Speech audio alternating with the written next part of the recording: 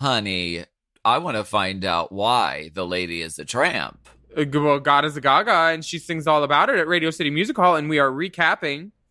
That's She-capping. right. The she-capping. Also, Willam's giving us showgirl looks in the hot summer desert. As one does. Plus, we've got some political chats about eviction moratoriums. And a tip spot with Emmy-winning documentary film director Jared Ruga. Then we're going to get to the real highbrow stuff. You know, the Drick Picks and the Dreams. Of course. But I have a really serious question to ask you. How do I make those acting challenges scripts come faster? Well, I'm going to find the answer at the bottom of the pool. We're going to take a deep dive. Let's get soaking wet into some hot goss. Everybody get in the pool. Pool. I said everybody. Let's get soaking wet. Oh. That note holds for like 16 bars. Hold on. Oh.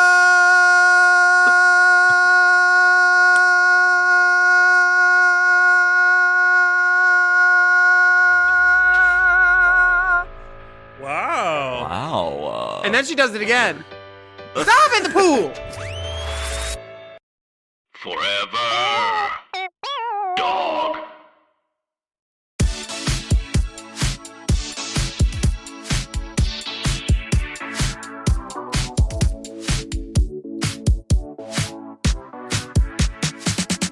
She's been throwing some shade. We're stepping right over this queen.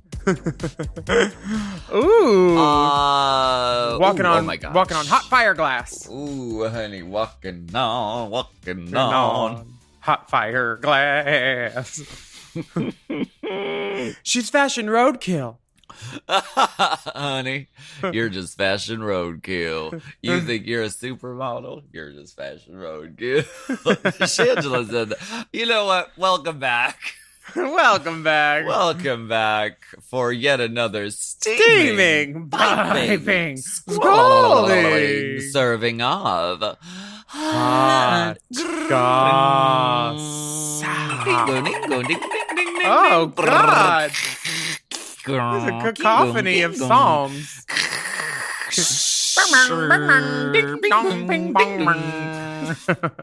If you're old enough to remember, you know dial-up noises. Honey. This, of course, is our weekly dial-up chat show where we talk about events in our lives, gossip, and politics, and take a deep dive into the DMs. So let's do it. Let's get into some hot goss. That's hot goss. Mm-hmm. So I hear my sister is on the East Coast and going to the gigs. You saw our friend Miss Lady Gaga at Radio City Music Hall? Did. Give us the details. It was a very it was a really stunning moment. They're filming a special for Tony Bennett's his farewell performance, because his birthday was yesterday and he's 95. 90. Wow. Shit. He's been around this earth for a very long time, and I'll tell you, he sounds spectacular. He sounds like Tony Bennett. Like, you never know what to expect, because once you're almost 100, things start to go. But he literally, the music is in his bones. He sounded so amazing. And of course, Lady Gaga was stellar. She's good too, yeah. So the looks were these stunning looks, these sickening hooks. She can do everything. What did she wear? She started the show in just too many stones. It was like this gown, and then it was feathers on the bottom, and then a big feather boa, or maybe it was fur. I don't know. I couldn't tell if it was feathers or fur. I'm gonna have to wait till it comes out on TV to find out. So very cheek to cheek, like torch song singer, stones, accoutrements. So accoutrements. And then she had a few look changes throughout the night. And one of the dresses, as one does. Yes, one of the dresses was made by her sister Natalie as well. Oh wow! I didn't know she was a designer. She is, and it was really fierce. It was that liquid fabric we were talking about. Gorge. Yeah. It was like a very classic sort of Dior silhouette, but made out of that shiny liquid. Oh, I'm into it. Yeah. So into it. Was there a meet and greet? Did you sit on Tony's lap? Because we met Gaga. We haven't met Tony yet. I wouldn't put him through that, me sitting on his lap, because I'm heavier than I look. Yeah, and Nick would have made him do like a TikTok or something stupid, I bet. The thirst. Tony, could you repost? Tony, I need you to like it. Tone, if you could just like, you know what? Just here, give me your phone, and I'll follow me on your phone. Tone. Tony Gaga! Tony Gaga! Oh my gosh. Well, how long are you there for? You have your Joanne shows. Like, aren't they like on like the 3rd and the 5th or something like that? No, they're next week. Okay. And Tuesday has Got tickets it. still. Wednesday, yeah, there's not a ticket available. But Yeah. Tuesday, I think there still might be at this So point. basically what you're saying is Wednesday, if you're a friend or anyone who's ever had your number, you should text you direct for a ticket. Oh yeah. Text me on the day. Like an hour before, just when you're outside, yeah. just be like, hey, I came. Can I get a table? Drag queens love that. So, baby, I'm bringing an entourage. So, baby, I'm going to go ahead and need maybe 10, maybe a table for 10. Can you just do 12? Do a light dozen. A light does. Yeah. And then they ask for all that, and then you make it happen, and then they don't show up. That's really happened before. Or just them plus one. That's actually happened before. Very much so that. Yeah. Is it hot there? Because it is hot in Palm Springs, bitch. My electrician had heat stroke on the roof yesterday, and I had to pull his dick out of my mouth and say, we should be blowing you on the ground. It's dangerous up here. It's dangerous up here. Oh my God. Yes, the heat is hot. The heat is hot. It's not really wild in New York. It's actually just like very temperate and lovely. So sorry. Well, I'm burning up, copy up, got me burning up. Definitely. It's too darn hot. It's too darn hot. I'd like to sup on my electrician on the roof. Can I ask you about the goings on your gram? Yes, ma'am. You're loveliness? doing. Are you headlining at the Flamingo in Vegas? Because I see this like showgirls, feather headdress. Well, no. Very soft. This mug so soft you ain't seen nothing softer. Well, I already did the Flamingo in 2006, so I don't need to go back there. And I think they're doing some other rinky-dink little drag show there right now. So, God. Yeah. So I'm show up to the club. I go straight to the the back. This was a look for a new show that I'm on called Unconventional. It's the follow-up to East Siders. There's a lot of great people in it. This guy named James Bland, Aubrey Peoples, Kit Williamson, Constantine Rassouli, Laith Ashley. It's an amazing cast. It's the most fun I've ever had on set. I had like 9 looks over the course of 9 episodes, and this was one of them. It was supposed to be like my gorgeous like flamingo. I'm putting someone else in drag, and I make him into a flamingo, but a flamingo not as pretty as me. And it's just like this. It's just a simple Mackie. You know, I was the first Mackie doll on Drag Race. Wow. And my friend Dustin has it because he got his hands on a storage center somehow, which had a bunch of EC2 and Mackie costumes. And when he showed me, bitch. I said, "What?" And he has it in pink, blue, green, gold. I said, "We're gonna be friends, bitch." And then I took this picture. They were literally rushing me to take off this look and put on another look. And I was like, I need to take a picture in this. Give me a goddamn second. I look amazing. Yeah. It was like golden hour. The highlight on my cheek was popping. And then I sent the picture to Miss Gigi Gorgeous. And she might have done a lip lift. the colors changed from bright I pink to knew like this something soft. was going on. Okay. Or it might have been a little chin or something, but I said FFS Yeah. question mark, and she said no, just a light outpatient. I didn't do much on it, and I said thank you. She said you're really gorgeous. That's your angle, and I said I know. She said I barely did anything. Yeah, she said just outpatient. Just okay. Yeah. So this show will be Listen. out, I think, next year, and hopefully I'll be nominated for another Emmy, and it'll be my third one. So third tries the charm. Good, bitch. Yes, get Yeah. it. Yeah. You know what's shady? My beard? Okay, everyone sometimes facetunes their images for I don't. whatever I do not reason. have it on my phone anymore. I deleted it after you haven't used it in a year or so. Okay, well, you just said that you sent a picture to Gigi Gorgeous. Well, I didn't do it. and- Gigi Gorgeous did it, okay. not me. And Gigi just Okay. prayed over it. She didn't even do anything technical. I think she just said a prayer and sent it back and did a little color balance, a little white balance. I didn't Honestly- do shit, bitch. Honestly, I just exported it as a JPEG instead of a GIF, and I think it the just file changed. decompressed and then my It chin just got smaller. Yeah, it just looks different. You know what? Actually, I think it's people's perception of beauty has changed. Maybe making you're them looking at it on perceive a- you on a- differently. Are you looking at it on an iPhone or a hybrid? What iOS are you on? Because Yeah. no, you know what's shady though? Okay, I posted a picture. My beard. I posted.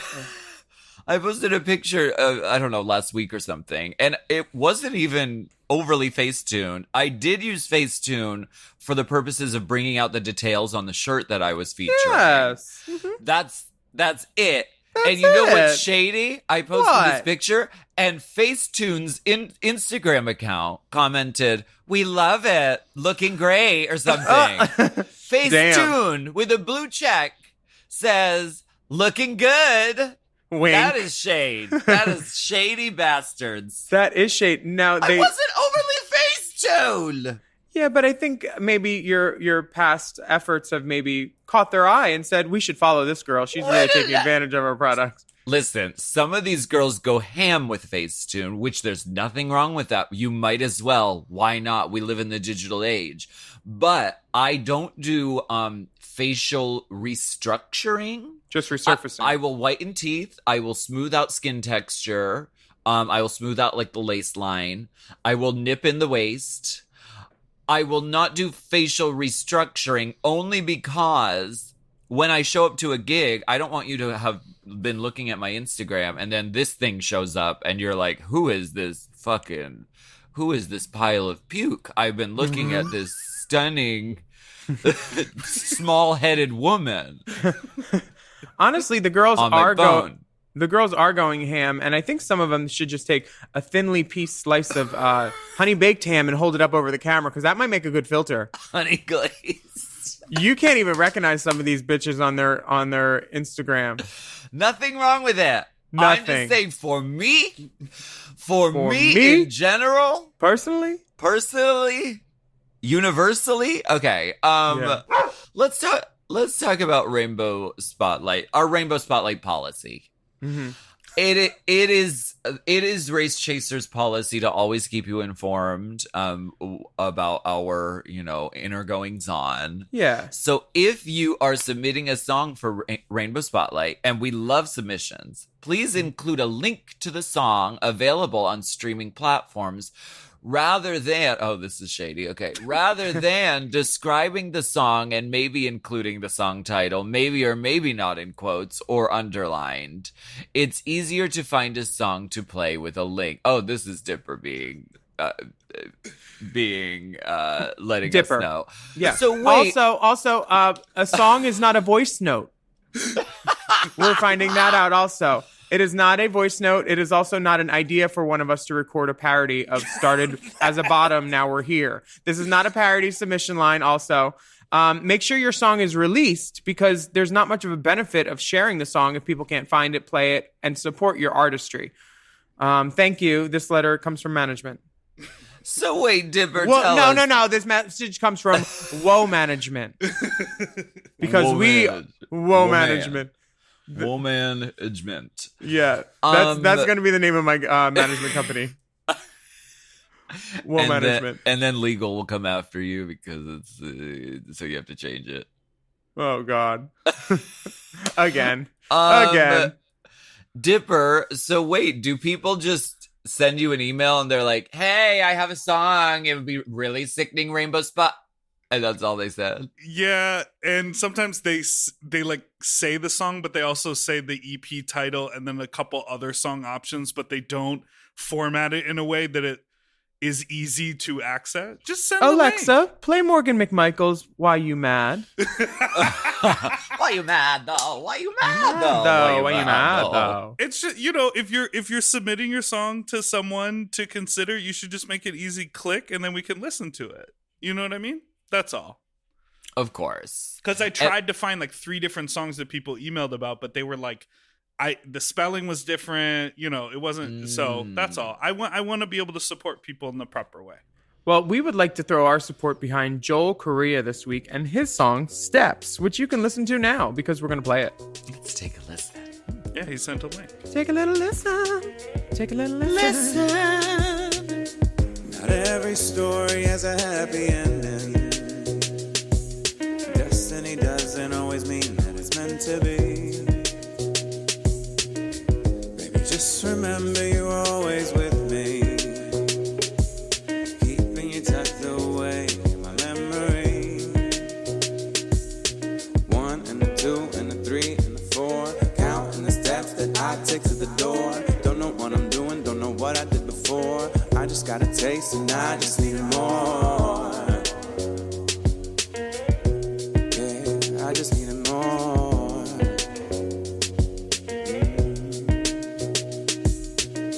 One kiss on the forehead and one on the cheek. Driving past the spot where we used to meet. Memories created up and down the street. No, no, no, no, no, no. I see your face when I close my eyes. Baby, it should come as no surprise that I left a part of me back with you.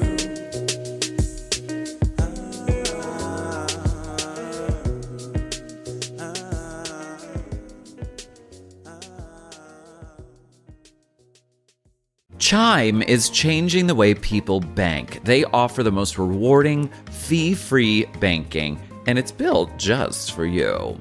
I don't want to interrupt here, but I want to chime in. They're not like traditional old banks that charge you overdraft and monthly fees. Plus, they have thousands of fee-free ATMs. There's nothing more frustrating than added fees when you're just trying to access your own money. Exactly. So with Chime, you are not just switching banks, you are upgrading to America's #1 choice for banking with a Chime checking account.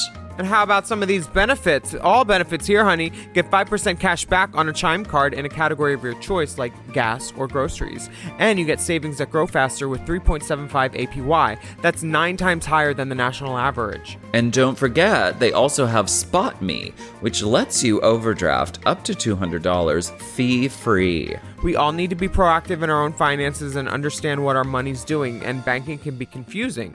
There's so many hidden fees and policies that are different at each bank, so you have to look out for you, and with Chime you can do that. Yes, God, and don't just settle. Find what works for you and get the perks and benefits that are beneficial to your life. Check out Chime.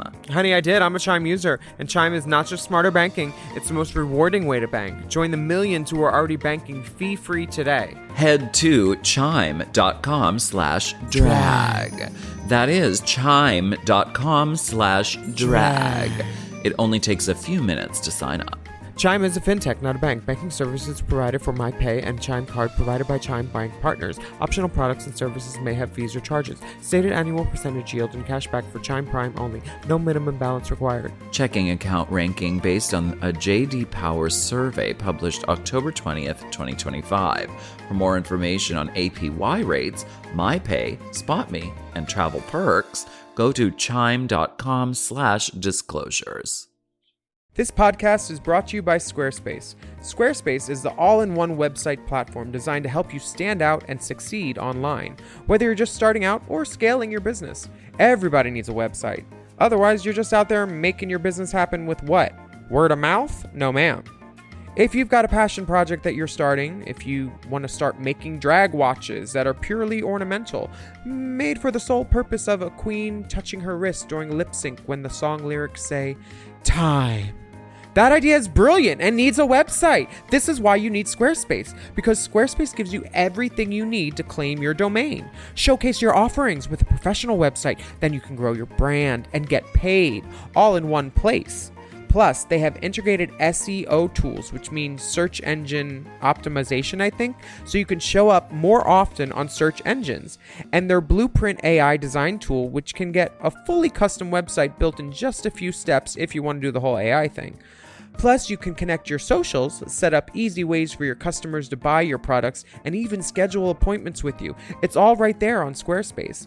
I've scaled a number of businesses in my time, and they have all needed websites because websites just legitimize you, you know? And Squarespace is a great spot for a creative person like me who needs to make a website and has great ideas but doesn't necessarily know the HTML, QRL, TMV of it all, you know? Because I'm not an IT whiz at all. But Squarespace makes it easy for me to select what I want and then put out a wonderful website.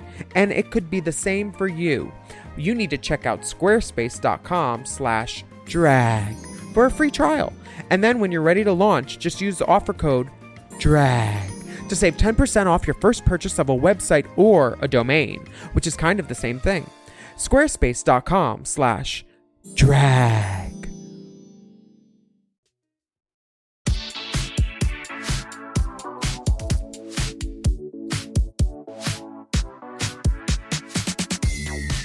Our famous this week guest is Alaska Thunderfuck because she was mentioned on TV this week. So famous. My favorite part was watching this quiz show and trying to see the cis white girl being like, no, I know this answer. It's Lady Bunny. Yeah, that's it.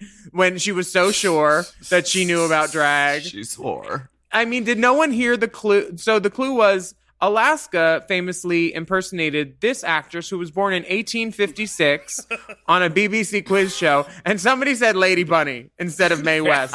Mae West was born in the 1800s. Lady Bunny was born in the 1900s, okay? So... Well, there's no proof of that. This is true. You have to cut her open and count the rings. Oh my gosh. And that's if you can get past the smell.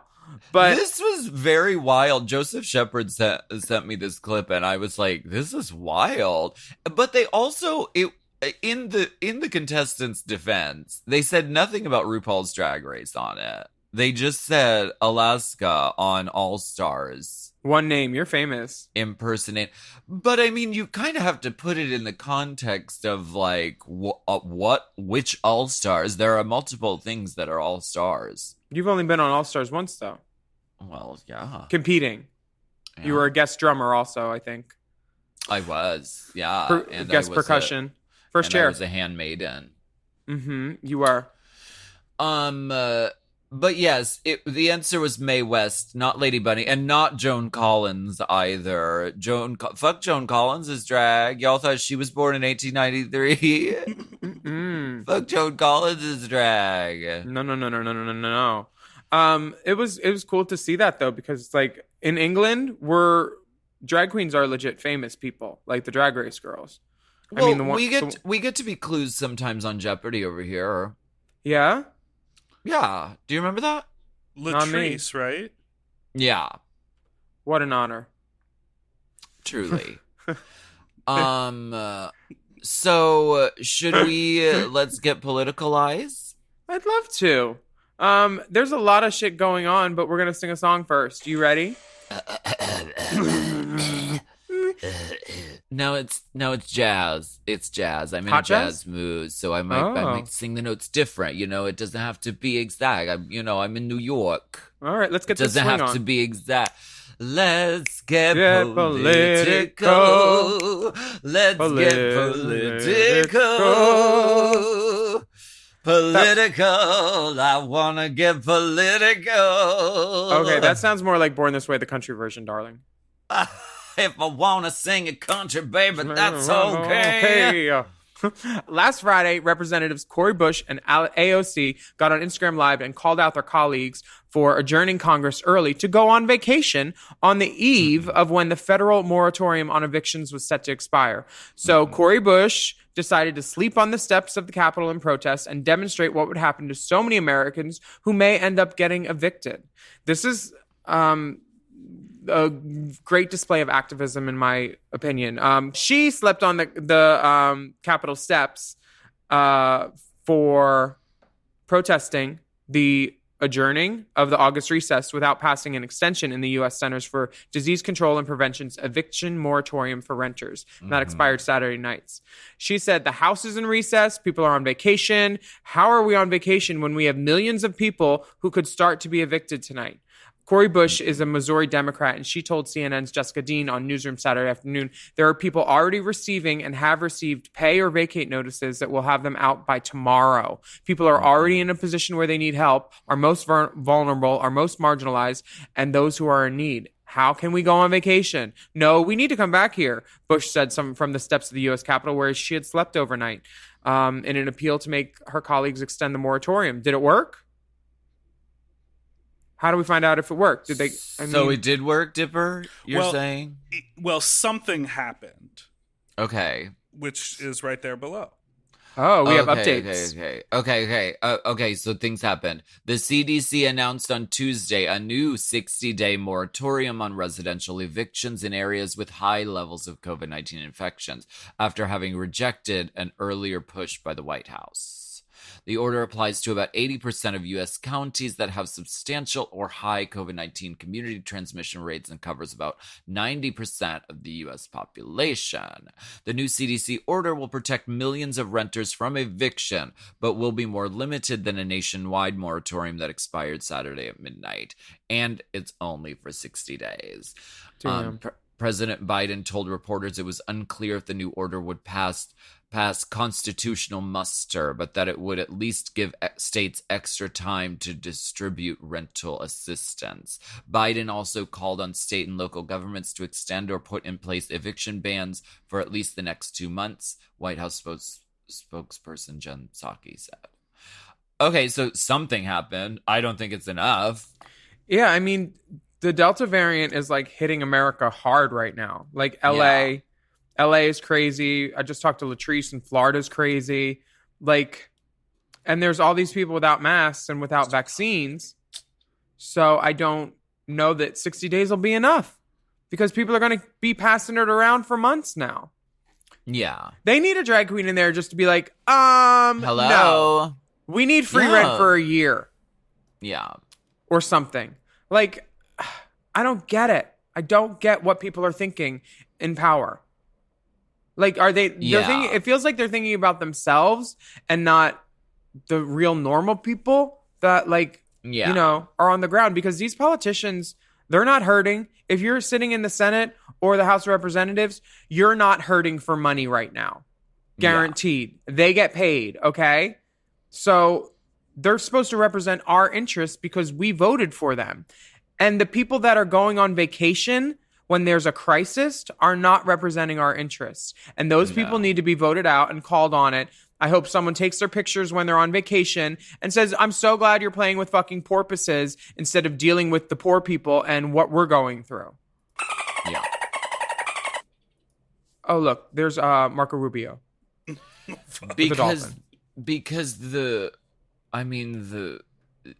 homelessness problem is much. It's a much bigger problem than, you know, a 60-day eviction moratorium. I mean, but like the whole fucking structure is fucked up. Like people don't have enough money to live in this country properly. Did you hear about how much it costs to send Elon Musk to the moon? They said that could have solved homelessness, basically. I know. Solved it. Like, it's possible. It's possible, and they choose not to. Like, yeah. God forbid we tax the churches or the rich people like Jeff Bezos that deserve to be taxed. Yeah. Like, what is the breakdown here, people? Yeah. I don't get it, but I don't think I ever will. I think you're going to end up need to run for some sort of political office, because that'll make this Let's Get Political segment way better, because I won't pass the background check. Will you style me? Definitely. My oh my God. Okay. We'll do Chanel and YSL Rive Gauche. Oh, okay, great. Yeah, just the early stuff.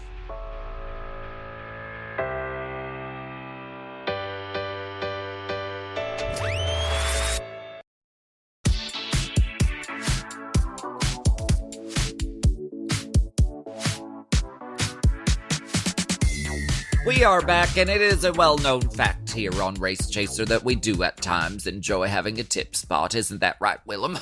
Mm-hmm. And I'm not talking about when you're wearing one shoe and I push you, bitch. This is like tipping over. Is that what you mean? Mm-hmm. Mm-hmm. Oh, okay. The girls from Tippecanoe. We are talking about a tip spot where we invite a guest onto our show to do a little pop-up. Just do a little pop-up number. Do a little pop-up. Just a quick boot scoop. Show something fresh, something new. Show me that. You want to show me something? Show me that. Show me that you belong on that stage and no one can take it from you. We recently watched a really, really powerful documentary film about the beginning of the AIDS crisis in Utah, Salt Lake City specifically, and a medical team and real life couple that were the only people treating AIDS patients in the whole state in the 80s. The film also discusses the Mormon Church and its harsh stance on gay people and how that's affected so many families and marriages. The film is called Quiet Heroes, and it's available to stream right now on Amazon Prime. So today we are joined by this film's director, Jared Ruga. Hi. Hello, Hi, Jared. Thank you so much for taking the time to talk to us. Thrilled to be here. Your film was great. No, thank you. And it was it's one of those things that you watch and then you're like, oh yeah, lesbians and nuns really did help gay men stay alive through AIDS before the triple cocktail came about. Absolutely. Yeah. They were like integral in every state. My mom worked at a Catholic hospital in Philly and was telling me about it too. She was an ER nurse during the epidemic. And I showed her this movie and she's like, that's all true. So snaps to you. Thank you. And good to know that we weren't making it all up. That it was happening elsewhere. Yeah, definitely. What made you want to make this film? Are you from Utah? Yeah, born and raised in Salt Lake City. And, I was not Mormon myself, but I call myself Mormon adjacent. Not even by injection? Family and neighbors and in Utah, it's being non-Mormon in Utah, particularly in the 80s and 90s. It was like being non-Catholic in the Vatican, right? Like you're just kind of a super minority in most areas. Yeah. And so when you grow up in that culture, you kind of adopt some of the norms and mores that you would if you were a practicing Mormon, even when you're not. So to answer the question, for me, I came about this story when I was in law school, and one of my law professors was putting together a special collection at the university's library that was kind of chronicling all the artifacts and photos and letters from patients, basically things that Kristen and Maggie had saved over the course of their medical practice. And they wanted to memorialize that and kind of keep it in a permanent collection at the university library.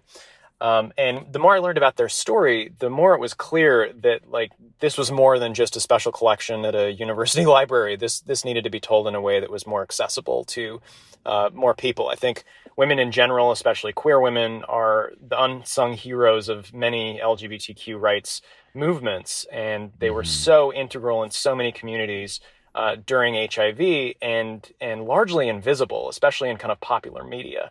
And so I wanted to help shine a light on that story and honor the contributions that queer women made to helping us all get through the HIV/AIDS crisis when it was at its peak. Definitely.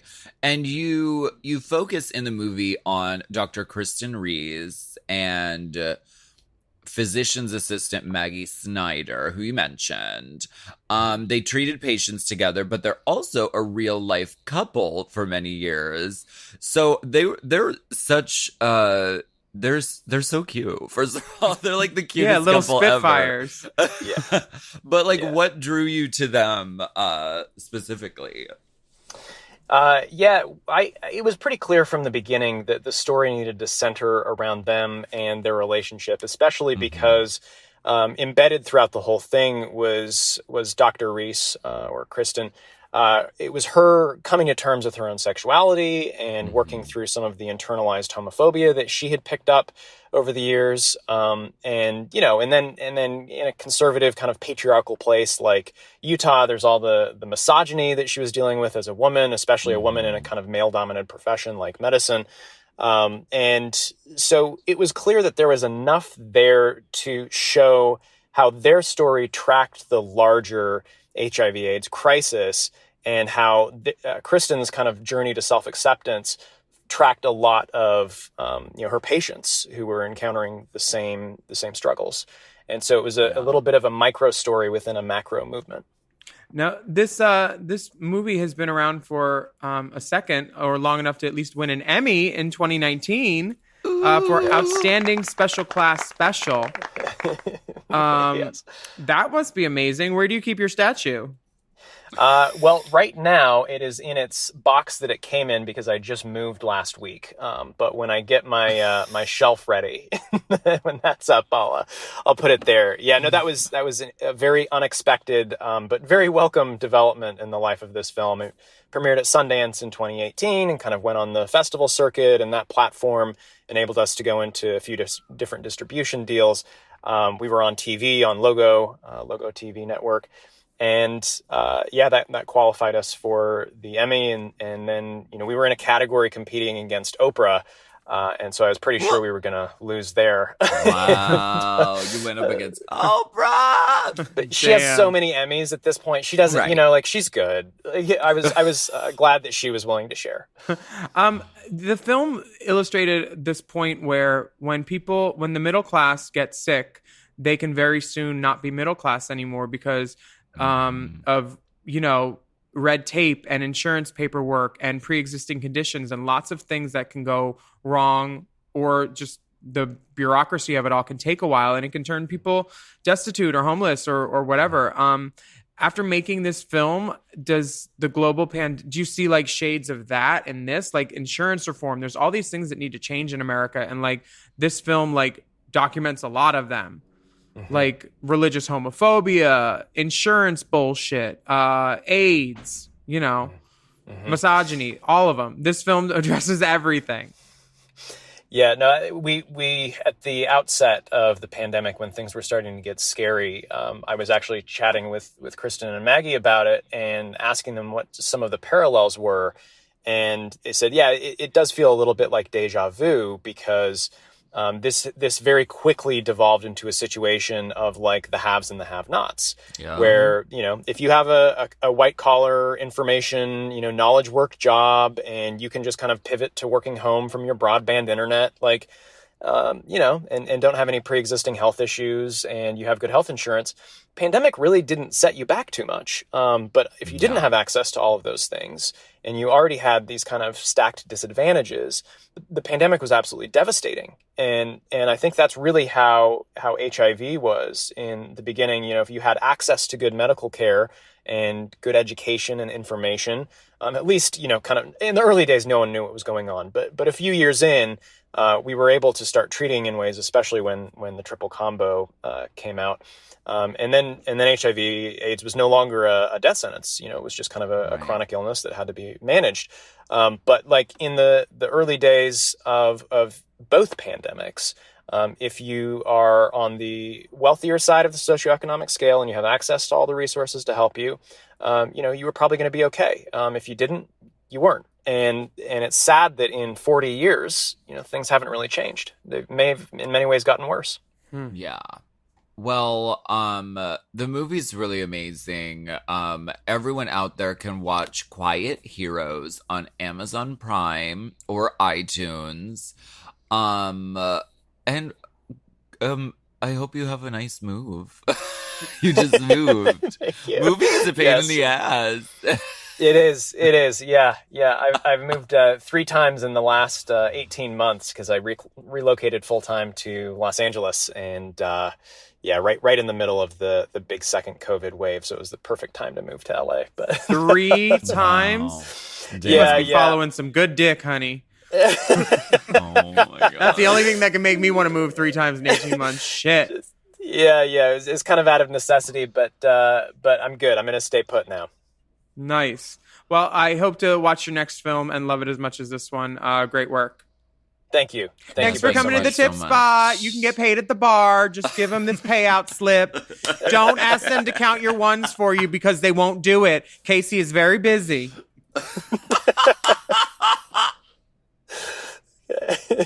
Thank you.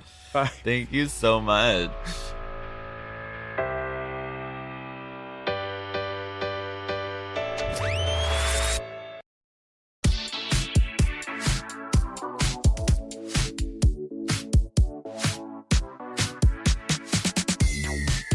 Oh. Oh, there's cave bird. gosh. Cave bird. Oh my gosh. Oh. Was that a It's a cave penguin, actually. Oh, It a scooted cave- right by me. I thought it was going to fly, but it is not a flighted bird. Oh my gosh. Dark cave penguin. My biggest fear is cave penguins. And for our challenge this week, we have to do a photo shoot with a cave penguin. I don't know if I can do it. Honey, I am a cave penguin. My name is Chili Willy. Frozen through and through. Honey, Chili Willy. Chili Willy was not looking chilly tonight. No. Miss tried to top twice. Not so nice.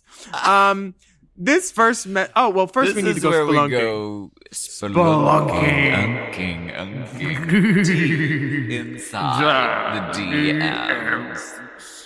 This first message comes from Mora. To whom it may concern, for the love of all that is holy, can Willam please do a base tease wig tutorial for all of us uneducated heathens? XO, Mora. Listen, Mora, if you want a base tease tutorial, you can check out Wigs by Vanity on YouTube because she's been doing a lot of great tutorial stuff, and I just watched her tease a wig for nobody's business other than to watch my friend. I already know how to do it. And she gives a very thorough explanation of how to do it 2 different ways, including just the rat's nest way and then the right way. So check that out and watch our friend. Why'd you look subscribe at to me her when you said rat's nest? Why'd you look no at me? reason. I feel personally attacked. Honey, that's a rat empire. That's not even a nest. A nest It's would a be rat smaller. mansion. Honey, that's a rat metropolis you're wearing on your head, darling. They And have, that's like, not systems that's of not government. it's not a rooted wig. That's actually rat droppings. Those are feces. It's just a rude wig. It's not rooted. That's a rude wig. Rude It's wig. just rude. It is. Well, a base tease, for those of you who don't know, is like when you get a little bit of height in the sort of just the base. And all of your wigs have this because you get them done by Zach Killian, who is a master at base teasing. yeah. It's wizardry, and it really just it lifts the hair a little bit off the face and off the head, which is where you want it. Yeah. So, and yeah. if you're trying to do it on your own, I'd recommend hanging the wig upside down and starting at the nape of the neck and working your way up. Oh, And then you can really just get that, like, you can get the freedom of trying to tease without a bunch of hair on top of it and just spray the fuck out of it and make it work. Yeah. Yeah. Okay. This message comes from Luke. Dearest Dolls and Dripper. A younger bi guy who I've been catching up with for some daddy-son role play a couple of times a week for the last 8 months broke things off with me this week because I got vaccinated against COVID. He believes it will change my body chemistry, which in turn could affect his body chemistry, lowering his sperm count and endangering his ability to have kids in the future. Question mark, exclamation. Let's take a break on that one. I've always known he's a bit crazy. I assume that's what made the sex so great, but this reasoning shook me. I do care about him, and I thought we had a little something special, so I'm floored. My question to the queens is, have you had a close friend, family member, or friend with benefits express crazy anti-vaxxer sentiment that has affected your relationship, and how have you dealt with that? Attached is a bum pic and a pic of me in my favorite wrestling singlet. No dick pic, as that's for sons only. Thank you for the amazing the pod and its piping content. Big love, Luke from Sydney, Australia. No, I don't know Courtney, but I think I know her tea dealer. He's pretty rich. Damn. Why would you say that? You know why? This picture. Why the fuck how'd you go? Come on, Shelley. Courtney rolls with the beautiful people. I'm sure they've been in the same circle or two, even if that circle is a circle jerk. On who gets the last hit. This bum picture, these are lovely cakes sitting atop lightly harried leg, Speedo tan. He's leaning forward like he's trying to self-suck and show everybody his butthole at the same time. Yes, and I wish him all the luck with that. A light pink blouse. And we're not talking about him. Right. And in the wrestling singlet picture, we see he's smuggling plums in the front of his singlet. And the branch that they came on. Yes. And there's someone else in the picture, but she went ahead and cropped his head out. Maybe this is the guy in question. Maybe this is the son. Or is this guy the daddy then, I'm guessing? This guy's the daddy. He said that's why he said dick pics are only for sons. Well, if you look at all these bitches is my sons. If you look at our Race Chaser promo picture for this season, I am the son. So Luke, send me that pic, bitch. I'll be waiting. Also, you can fuck crazy, but you can't date crazy. So don't let this guy take up another moment of your time. The fact that he's worried about your vax changing his body chemistry just because he's drinking your cum, or like getting your kids in him somehow, making his ability to not have kids later. Like, girl, you're sticking your dick in the wrong thing if you want to have kids. First of all. Yeah, no, baby, mama, this is garbage. Baby, no. There were protests outside of the Tony Bennett show. For protesters, because they were asking for proof of vaccination at Radio City Music Hall to get in. Mm-hmm. And people are protesting that. They're like comparing it to like Nazi Germany. Is this horrible to say that I hope all these protesters get COVID and then they have a reason to know why they were wrong? Can I say that?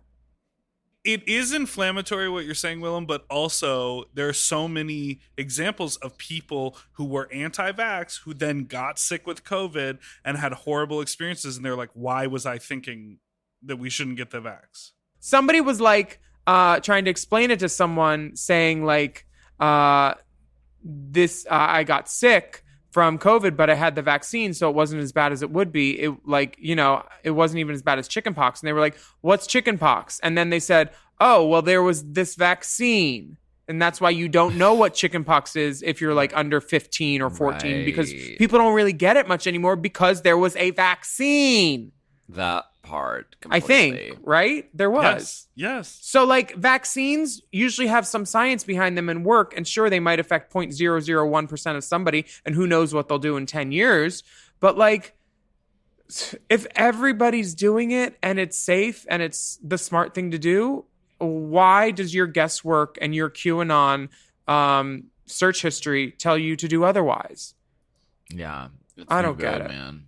But we have a message from Donna, which we'd like to explore. It says, good evening, distinguished panel of podcastresses, producers, and any preeminent guestesses. Longtime listener. Oh, gotta go. First time caller.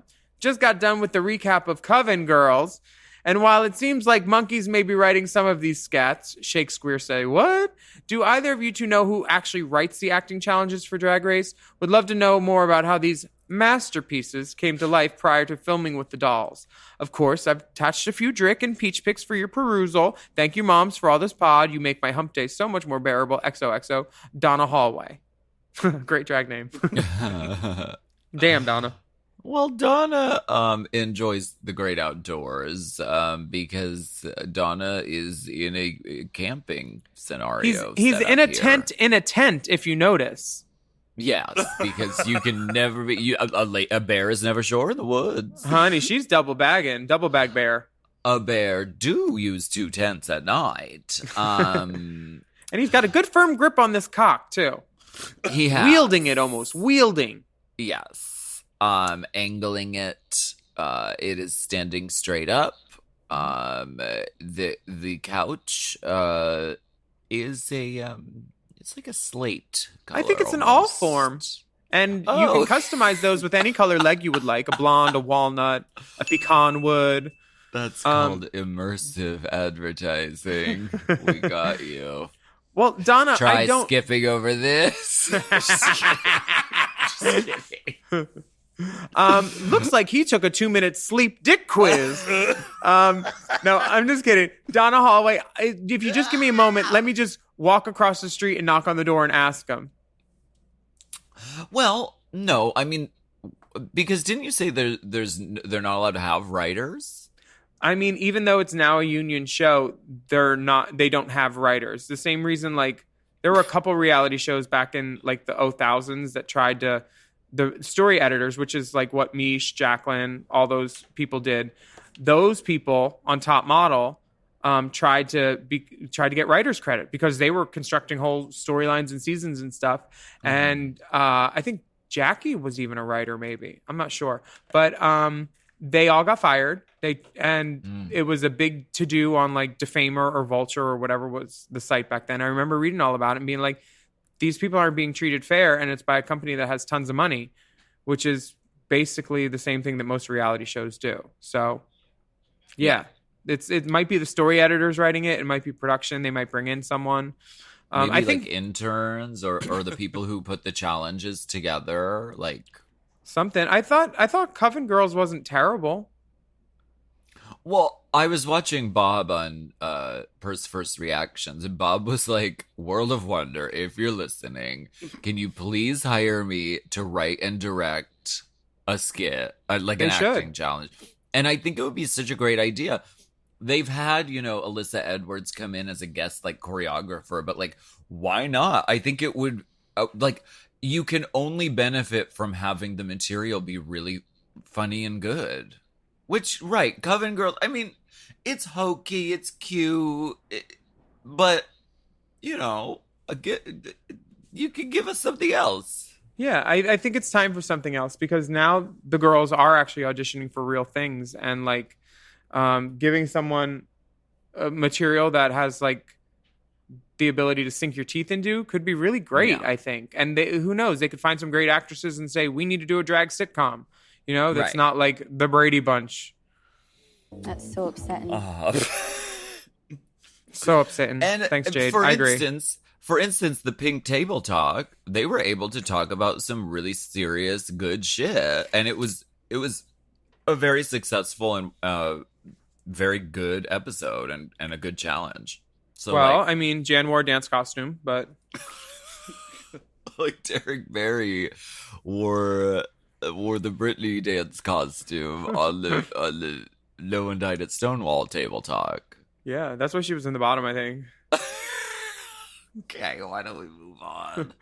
Let's Dipper's move on. Like, wrap it up. Was that that's the wrap it up sign? I thought that was the wee. I'm having a good time with the finger. I'm having a great time. He's like, move along. We're having a great time. The listeners, however, I mean, they love it. No amount of editing can salvage this.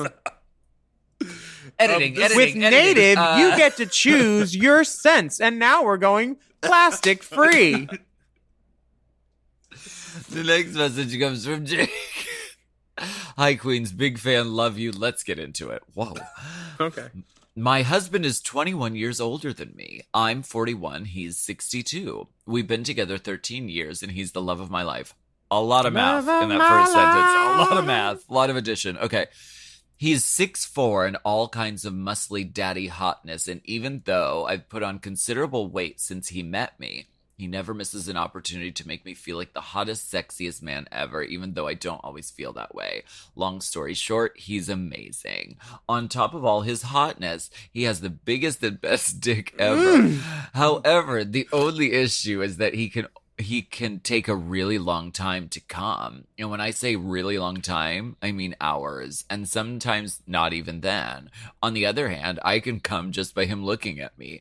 Needless to say, it's a lot of moving his hand away from me if I want to keep our sessions going, or me spending literally hours using both orifices I have available, trying to get him to orgasm only to fail, leaving me feeling like I'm not really satisfying him. He tells me that he doesn't always need to come and that just having sex is enough for him. But who doesn't want to come, am I right? I mean, I love when we go for an hour, especially when we're both high. But a boy can only take so much before his mouth and ass are just sore and worn out, and I start needing to pee. He's also a strict top, even the mention of bottoming, and he's out. I was hoping in your countless experiences, if you have any advice on how to better please my man and make him feel as good as I do when we have sex. You're both my top two favorite queens and have been following both your careers since your glorious runs on your respective seasons. I'll let you guys work out who's number 1 and number 2. Sorry, I don't have any picks because honestly, when you've been in a monogamous relationship for 13 years, there's just no need. Lots of love from Canada, Jake. First of all, he came when I was with him.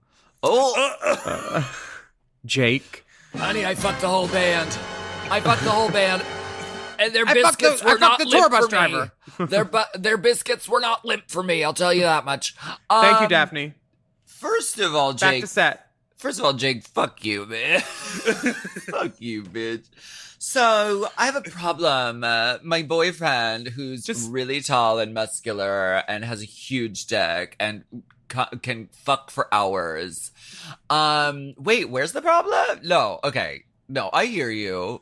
You want that jizz. You want that nut. You want that nut that you've been working for. And I get it. You want that nut, but your want does not override his ability or need to not nut, you know? And you just need to, that's his dick. And if it's so huge, maybe that's why it takes so long to come.